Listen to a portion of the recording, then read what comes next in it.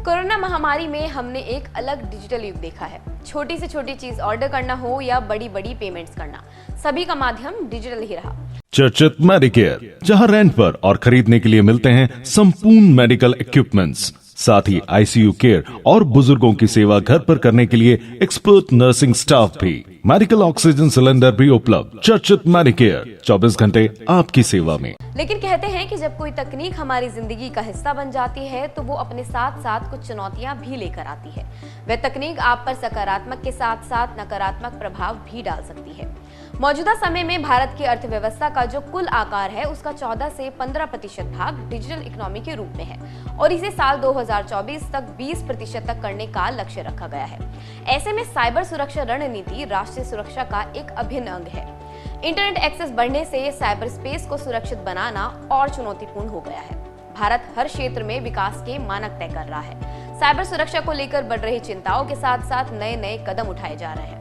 PM Modi कहते हैं कि टेक्नोलॉजी के ज्यादा प्रयोग से साइबर सिक्योरिटी बेहद जरूरी हो गई है। With the rapid increase of tech use, data protection as well as cyber security become very, very important. Our youth can play a big role in devising robust cyber security solutions. These solutions can effectively vaccinate digital products against cyber attacks and viruses.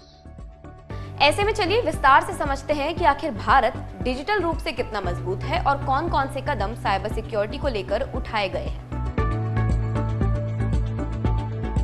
यह cyber अपराधों से लड़ने के लिए एक nodal agency है। अक्टूबर 2018 में शुरू हुई है योजना व्यापक और समन्वित तरीके से सभी प्रकार के साइबर अपराध से निपटने के लिए है।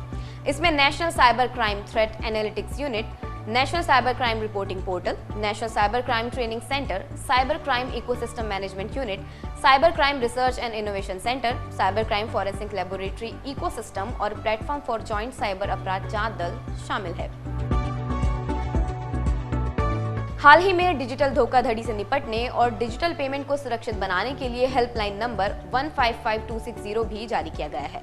इसके साथ साइबर सेफ ऐप है। इसका मुख्य उद्देश्य नकली भारतीय करेंसी नोटों का पता लगाना और उसके खिलाफ कार्रवाई में एजेंसियों के बीच तालमेल करना है। साइबर ठगी के मामले की रियल टाइम जानकारी साझा करने और आरोपियों तक पहुंचने में मदद के लिए साइबर सेफ को तैयार किया गया है।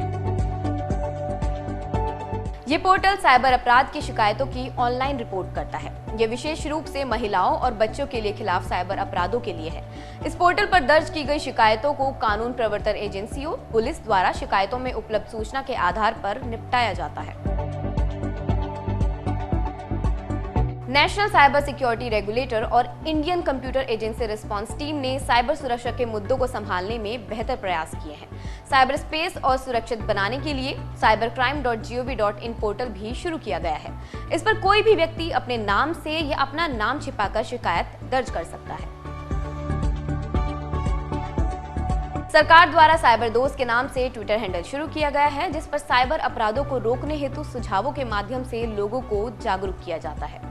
इन सब के अलावा साइबर सुरक्षित भारत पहल, साइबर स्वच्छता केंद्र, national critical information infrastructure protection centre, राष्ट्रीय साइबर नीति जैसे कई अन्य कदम हैं जो लगातार केंद्र सरकार द्वारा उठाए जा रहे हैं।